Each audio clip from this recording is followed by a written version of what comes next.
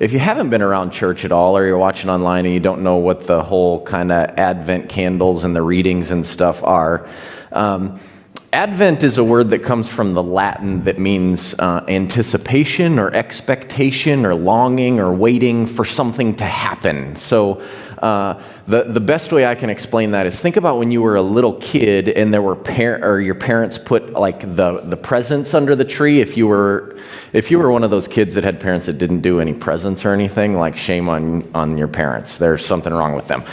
Jesus even got presents. And so they're presents under the tree and you want to open them. You kind of want it. It's, do you guys not do presents?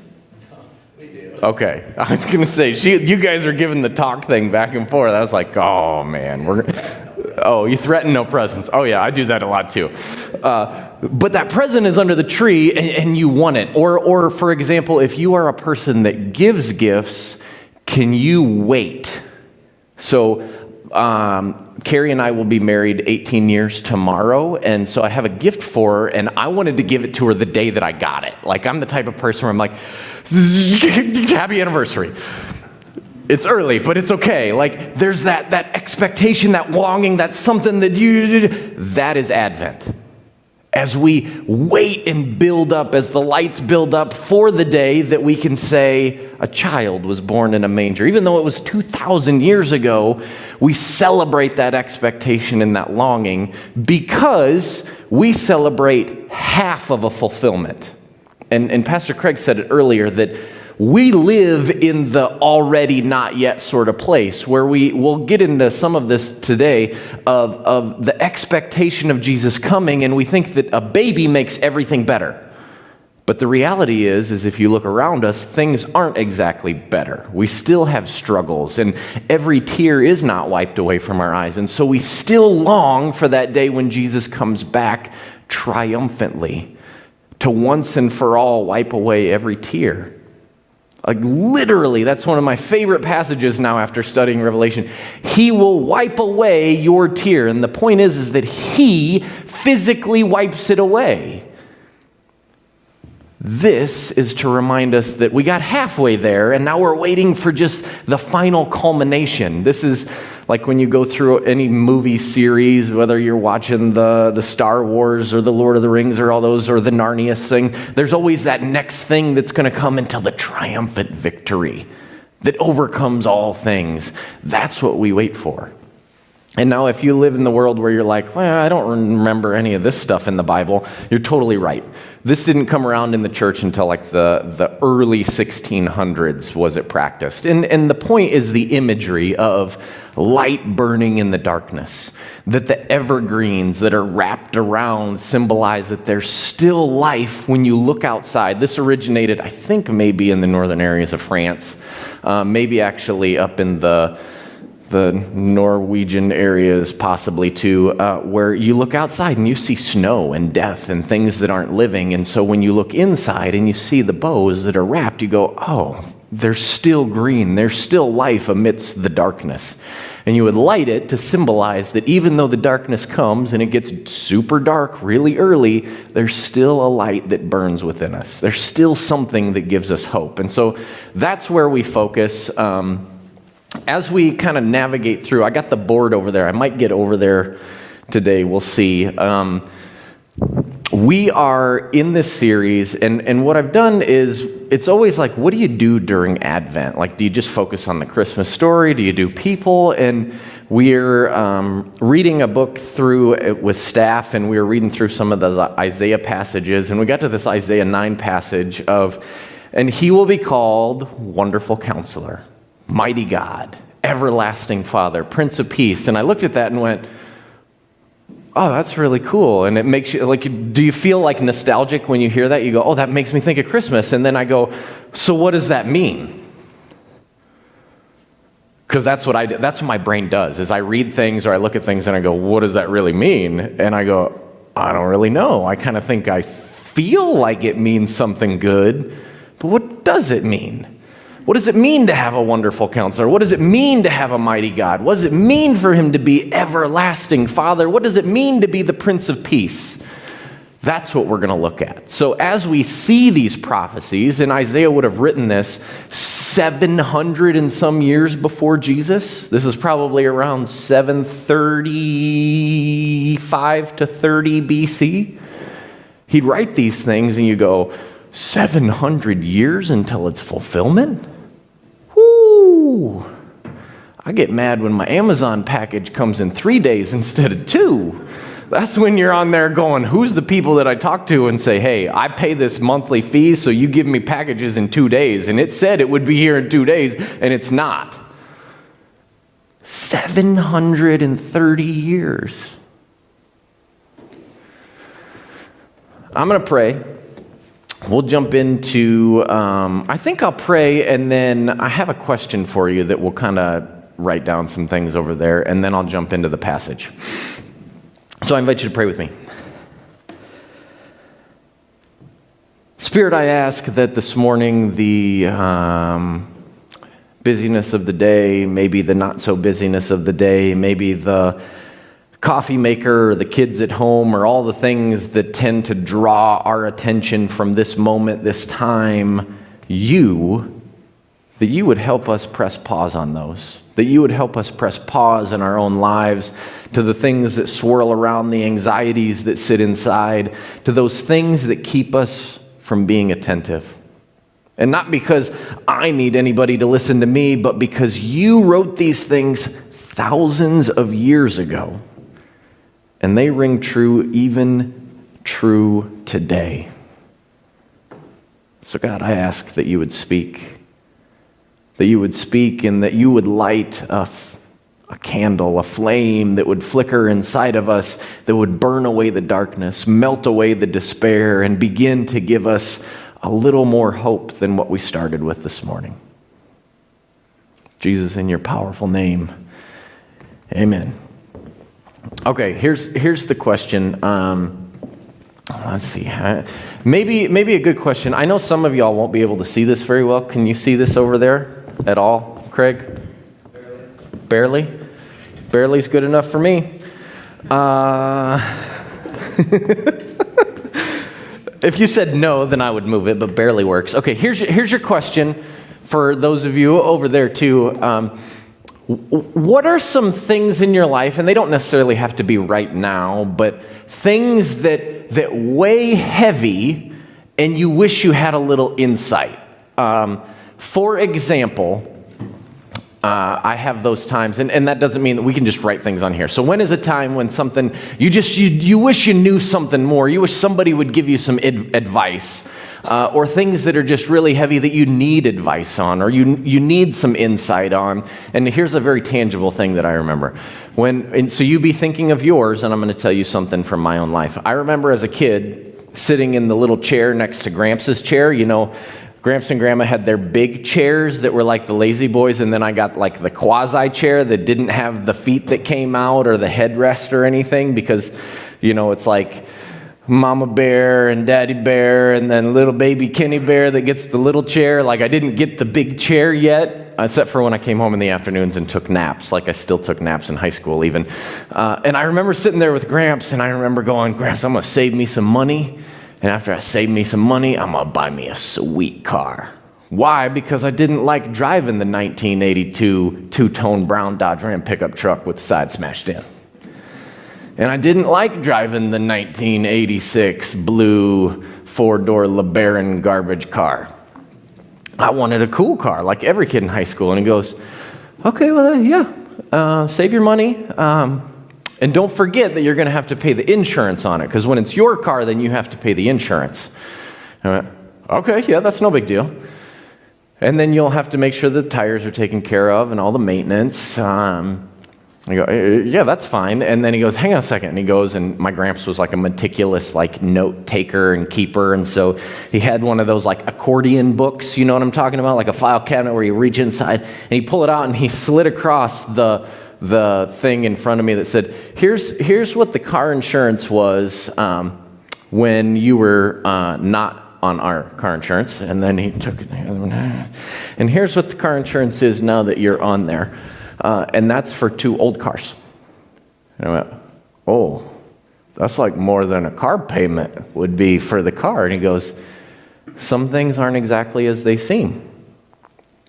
That I didn't really understand what was going on. I totally thought I did, and I see this in my own kids when you start talking about, I have this thing in my own household where I'm like, none of this stuff is yours.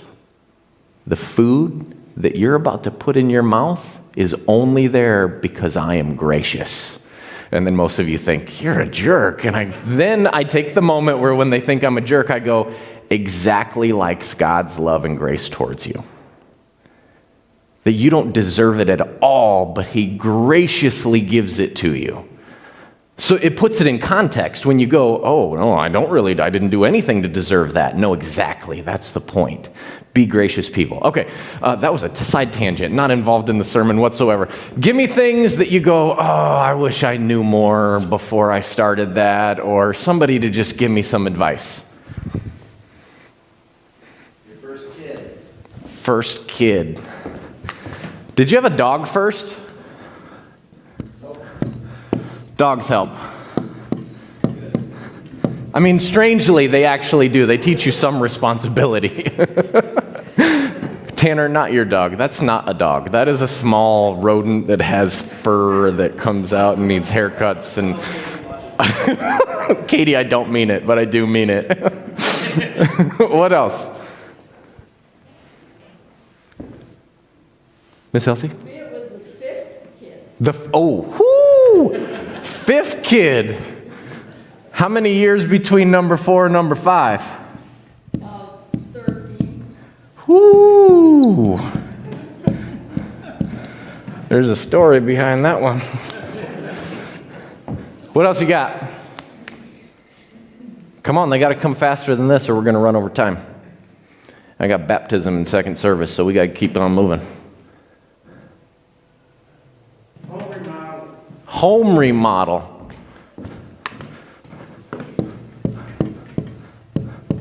Keep them coming.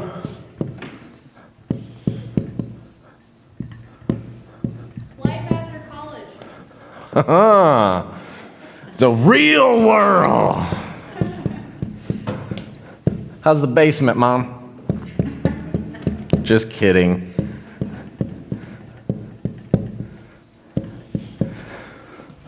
What else? First year teaching. First year teaching.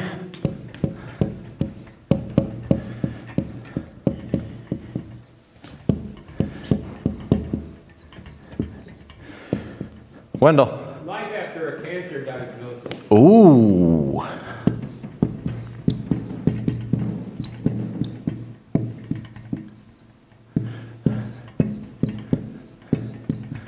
CANCER. What else?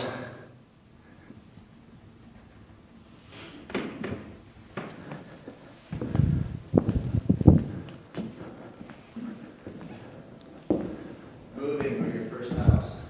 First house. Woo, that's moving on me. What else? Moving to South Dakota. From where? North Dakota. From oh, hey, you upgraded.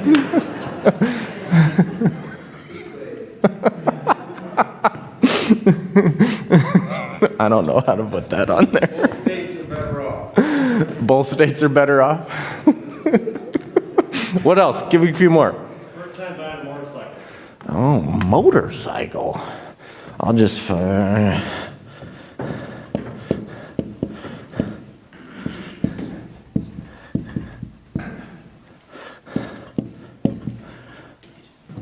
I should let you know that I did not buy a fancy car when I was in high school. Instead, I bought a motorcycle. I can still remember my grandma's face, and it was a course in high school. You're a dumb kid, so you buy a really fast crotch rocket motorcycle. And I took my grandma for a ride, and so the church from my grandparents' house that I grew up going to when we came back for Christmas and stuff was like an eighth of a mile up the road.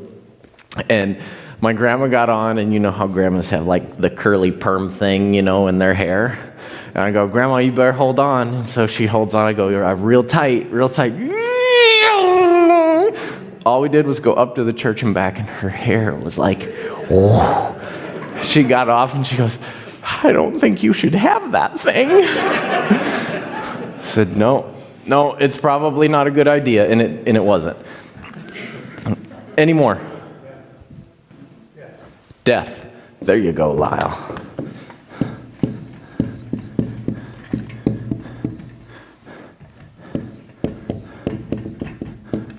And I'll go life without that loved one. End of life or death. Say that again. Aging. Yep.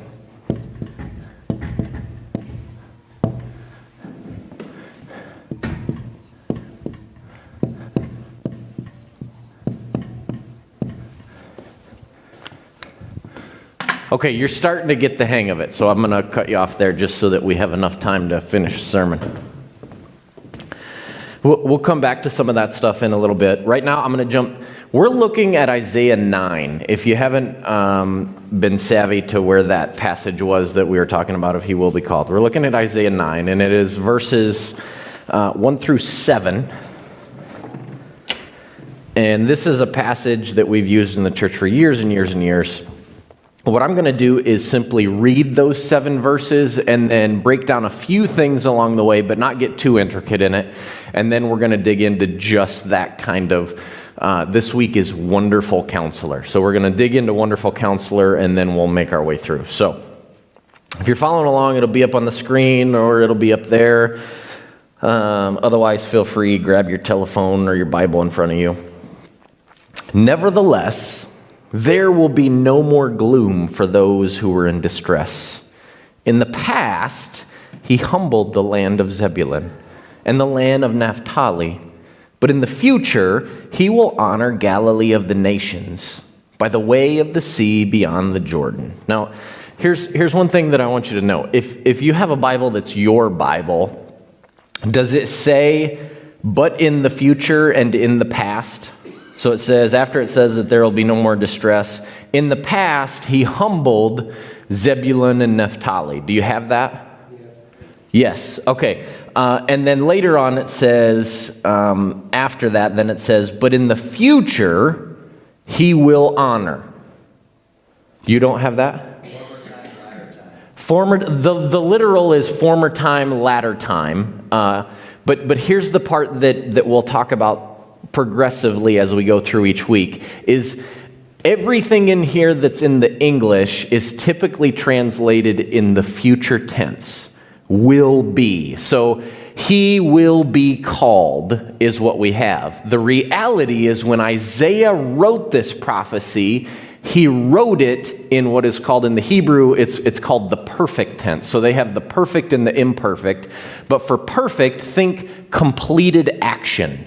The way that we do that in modern day English is we either say did something, or in English, the perfect tense is has done. So it has been, it's completed in the past. So when you look at this, the way that it says is in the past, so in the past is really kind of says in the past, He humbled Zebulun and Naphtali, but in the latter times, He has honored them, is the literal. He has honored them. Here's the rhetorical device that Isaiah is using. We will look at more of the historical context because you know that's where I always go because you have to ask that question. We'll look more at that context, but what he's doing here is he is writing something in the future as if it is already done. So what you would expect is something that he would say, and this will take place. The way that he does that is by saying, I'm so confident it's going to take place, I'm going to write it as if it's already happened. So in the year 732, 33 BC, he writes it as if it's done and so and a fact. Done. Here's where we get into some issues when you talk about messianic things and Jews for Jesus and stuff. Well, that was in the past tense. We have to look at the whole prophecy. It was in the past tense because he's writing it as if it's so certain it's already happened. Because to him, he received that revelation. It was a certainty. Now, when we look at this, some of you may ask, okay, I don't understand that. Dave, will you put up, I think I put some slides in there of a map. So you look here and you can see the map. So you have this is where the 12 tribes of Israel are divided up. And you can kind of see the differences among them. With Judah in the south, Simeon is the weird one because he's technically considered a part of the northern tribes, but he's in the south. And Benjamin is the really, really tiny one that's up above Bethlehem and Jerusalem. That's technically in the southern two tribes. It kind of gets weird and it doesn't make a whole lot of sense. And then you have Manasseh and then the other Manasseh because there were some that didn't want to cross over into the promised land. But the point is you can look in and zoom in there once more, Dave. I think I have another one close up. Here's where you see Naphtali and Zebulun. So these are part of the tribes, and what you can see there is there's a little water body in the middle. That is the Sea of Galilee.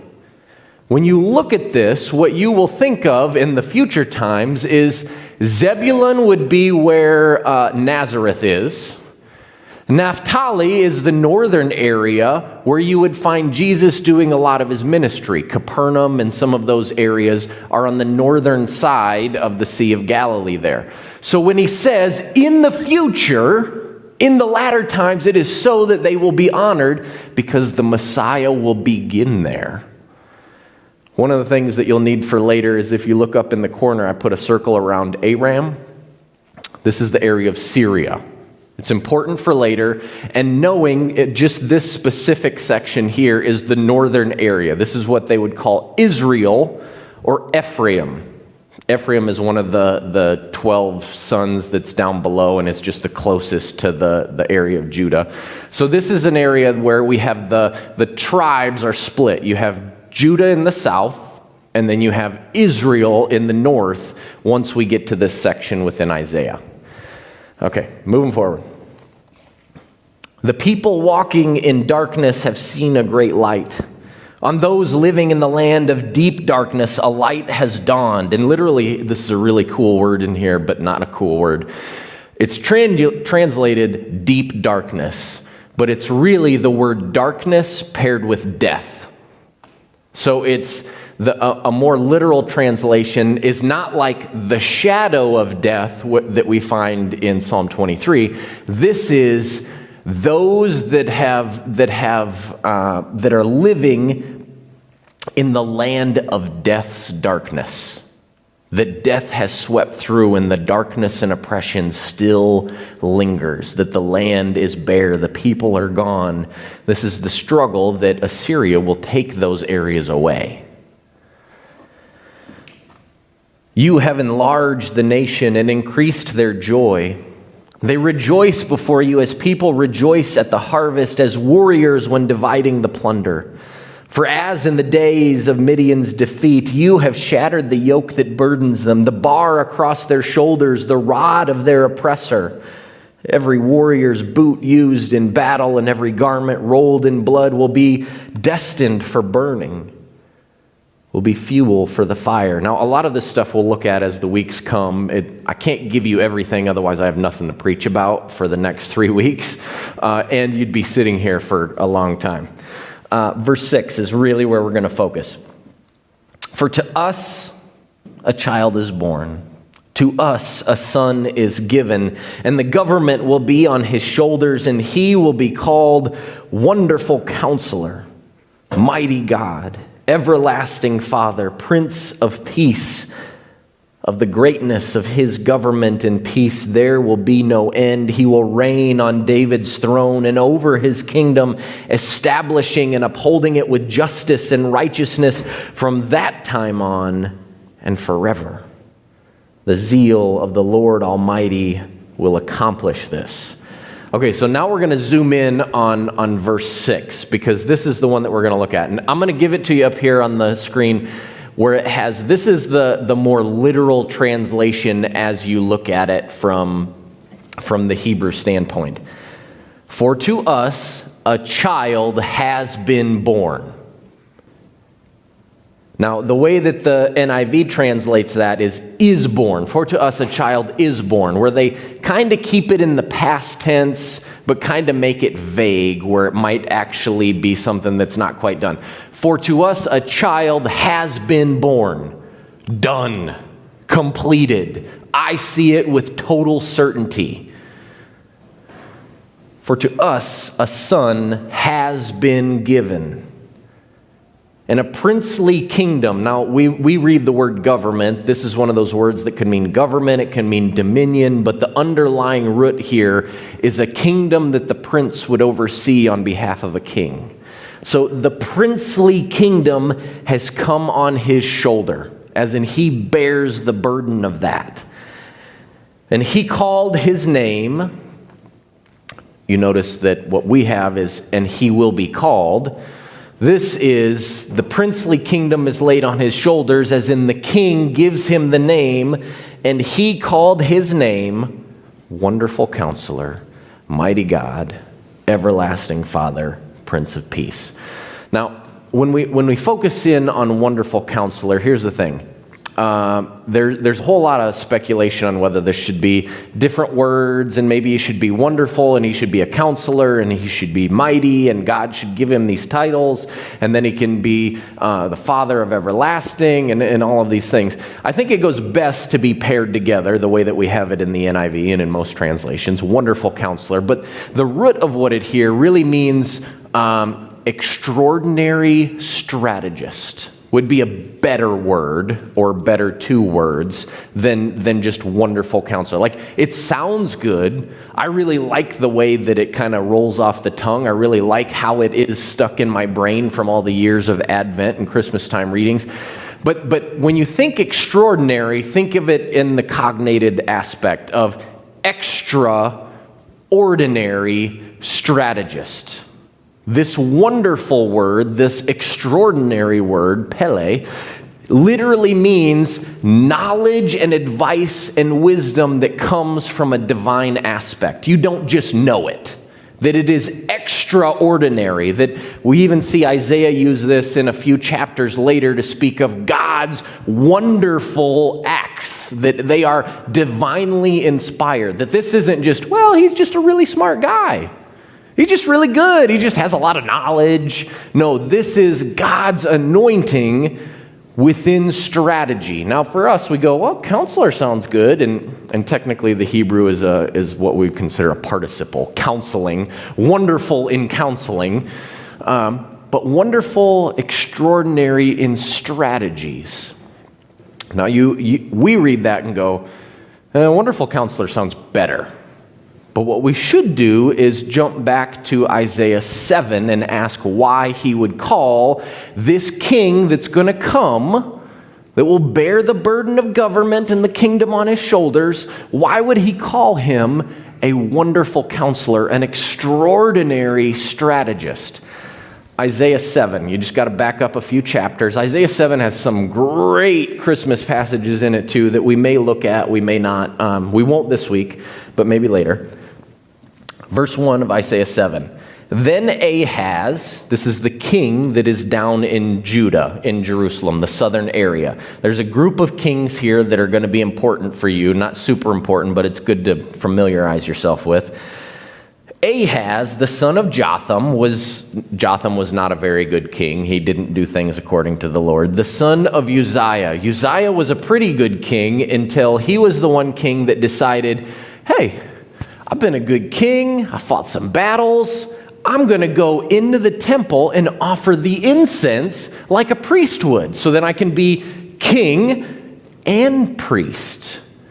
And as he goes to offer the incense, God goes, nope, strikes him with leprosy, and eventually he dies from leprosy because he tried to take king and priest, which was very common in those days, especially that you see among the Assyrians and the Babylonians. Eventually you'll see Rome take this over with Caesar Augustus the first, the one that is the Holy One, the one that you would worship then. So you would worship the king that would actually be your priest. So here we find Ahaz in the line of kings that don't do so well. In the line of kings that try to unite things before they're supposed to be united.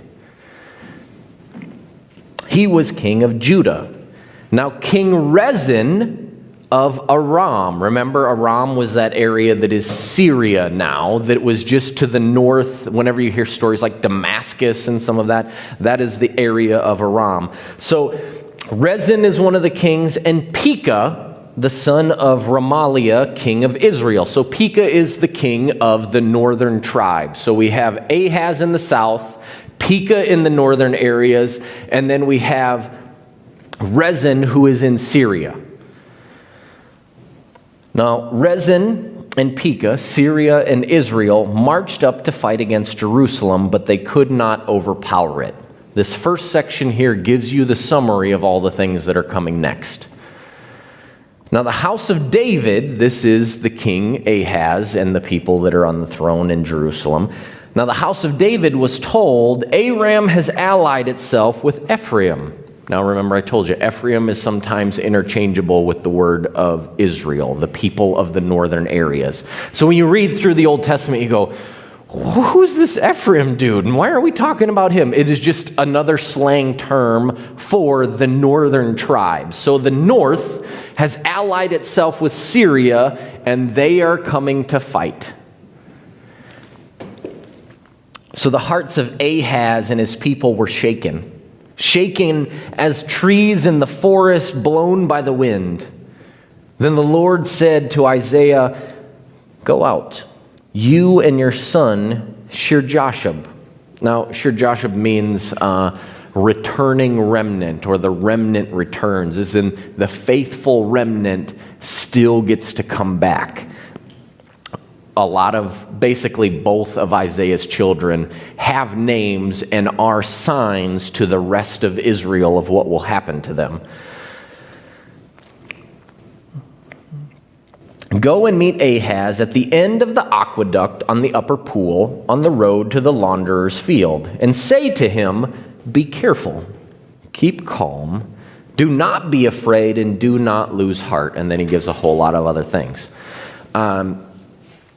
Now, what you should be asking, and maybe you don't function the same way my brain functions, why does he meet him at the aqueduct? Anybody venture a guess? Other than CP, because I already told him the secret this week. If you lived in a fortified city, Jerusalem, and your brothers to the north have allied themselves with the Syrians. Now, the reason that they did that, because they knew that Assyria was coming. By 732, Assyria comes and they take the land of Zebulun and Naphtali off into exile. And then they come back again in 722, 10 years later, and take the whole northern tribes off into exile. This is where Isaiah is talking about those that have lived in the shadow of that darkness, that death darkness. Now, if you have your northern tribes, and you have Syria, and they're encroaching in, and you're about to go into battle, what is one of the main things that you need if you're going to lay siege to a place or be under siege? You're trapped behind the walls, and there's warriors on the outside. What's pretty important? Water. Water. Here's what's happening. Isaiah goes because the Lord says, go and take your son, that says that remnant will return. And nobody knows what he means by that until the Assyrians come in 732. Go and stand by the aqueduct, and when the king comes out there, because the king is out there going, okay, they're coming to get me. Israel and Syria are coming to fight, and what we need is I need to make sure that the water is okay. He's strategizing. He's making his plans. He's figuring out how he's going to win the battle, and Isaiah turns around, and this is where the whole second part of chapter 7 and chapter 8 is no, you don't have to worry about the water. You need to seek the Lord, and he will deliver you. Literally, he says, be careful, keep calm, don't be afraid, don't lose heart. Seek out the Lord. And this is where we get that passage where Isaiah says, ask him. Ask God for a sign, he'll give you anything. And Ahaz goes, oh, no, no. And in this pompous, pious sort of attitude, I would never ask the Lord for a sign. And Isaiah says, you big dummy. He didn't tell you to not ask. He didn't want you to be pious. He said, ask and it will be so. He told you to do something and you said, no, no, no, no, no, no. I'm going to do my planning. What we don't know from this account, and we find in Chronicles, is his planning was he made sure he was fortified with water, and the reason that the northern tribes of Zebulun and Naphtali got carried off by the Assyrians is because King Ahaz sent word to the Assyrians that said, hey, the northern areas are trying to fight against you, and they want me to join their coalition, and I'm not going to do it, so will you come and help me? He didn't seek the Lord. He went to the Assyrians and said, come and help me before they come and encroach in on me. Now, you move a little further, that's what the king did. By the time we get to the end of chapter 8, see, I talked too long already, and we're only just one word in. Isaiah 8, this is right before our prophecy in Isaiah 9. This is the very end of Isaiah 8, verse 19. Now, when someone tells you to consult mediums and spiritists, this is the people. Isaiah is speaking to the people. He spoke to the king. He says, don't worry. And now he's speaking to the people who are scared because he just told them the Assyrians are going to come in and take care of things. When someone tells you, consult mediums, go to spiritists who whisper and mutter, and literally the Hebrews, they make funny noises, and then they tell you something that is profound that you should know. Should not a people inquire of their God? Why consult the dead on behalf of the living? And here's the part you should underline this if you have a Bible that you can underline in. Consult God's instruction and the testimony of warning. Literally, consult the instructions and the things that I am telling you as God's prophet. If anyone does not speak according to this word, they have no light of dawn. And then he goes right into darkness, and those living in darkness will see a great light. But you have to find your counsel among the Lord. Now, here's the thing. We have all these things, and the stuff you didn't put up in there, there's a lot of stuff in there that even, how do you know, like, what insurance to buy? Do you buy term life insurance or whole life insurance? Do you invest in day trading, or do you do like mutual funds? Or do you hire somebody that does a Fidelity account? Do you put in money in a Roth IRA or a regular IRA? Should you pay more money on your mortgage? We look around for all these things, and what we want, I think deep down, because what we do is we like to take this section and we kind of super spiritualize it and go, oh, Jesus will answer that for you. Now, most of us don't pragmatically believe that. We say that to reassure ourselves, but then in the end, we go and we ask our counselors, like Don Lemon and Tucker Carlson and Ben Shapiro and Dave Ramsey and whoever the governor is of whatever state that you really like. You go on, and what we really want is we want Jesus to be our weatherman and our newsman and our insurance agent, and our mortgage broker. Well, I suppose he could be our mayor and our senators and our governor and our president, and you can keep on adding on to the list. I mean, maybe it would be nice if he was your hairstylist or your therapist or your doctor when things don't go the way that you think you want. Like if Jesus was your doctor, it would be a whole lot better, right? If somebody could just tell you what to do, if you could get in there, if Jesus could just be the one that gives us counsel and he's our friend, then it would be okay. And now what we really want is I thought of this morning while I was working out. We want that divinely aloof prophetic moment when Cousin Eddie walks in with his big bag of monkey poop. You know what I'm talking about? He brings the boss because Clark has had his meltdown because he got a thing to the Jelly of the Month Club. How many do you not watch Christmas Vacation? Y'all are looking at me like I don't know what you're talking about. It's a classic. Clark wants to put in a swimming pool for the family, and he knows that his bonus is coming. And so he does what you shouldn't do, is he spends money that he doesn't have to put the pool in. And then it comes, and it's the Jelly of the Month Club, and he goes on this crazy ranting and raving and wishes that he had his boss here so he could tell him a few things. And Cousin Eddie does that. He goes out and he gets the boss and he brings him in, and how does it end? He gets his bonus plus 20%. Like we want, I mean, this is kind of a joke, but literal. We want Jesus to swoop in and solve all our problems and all of the what ifs in our life and the things that we don't really quite understand. And then it can be better. Then we can put the pool in the backyard. Then we can worry about what the next vacation is going to be. Now think about this along the lines of the Christmas story. Have you ever thought about what it was like for Joseph? He has a bride-to-be that's not his bride yet with a baby that he should legally get rid of both of them. And he has two options. He could get rid of them publicly and she could be stoned to death, or he could get rid of them privately and she will never ever be able to be married again. How many times do you think he said, I don't really know what to do here? The angel had to come more than once.